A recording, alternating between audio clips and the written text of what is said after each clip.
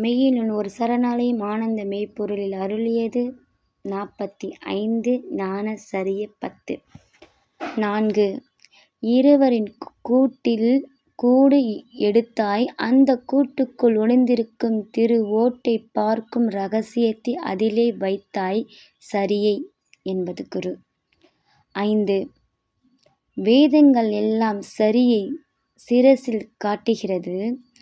அந்த சரியை சிரசை தொட்டு காட்டியதா? இல்லை. அதனால்தான் சரியே வந்து தொட்டு காட்டுகிறது சரியை என்பது குரு. 6.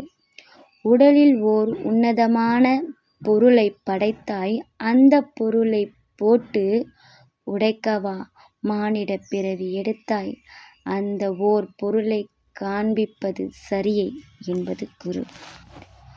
இப்புகைப்படத்தில் உள்ள வார்த்தைகள் என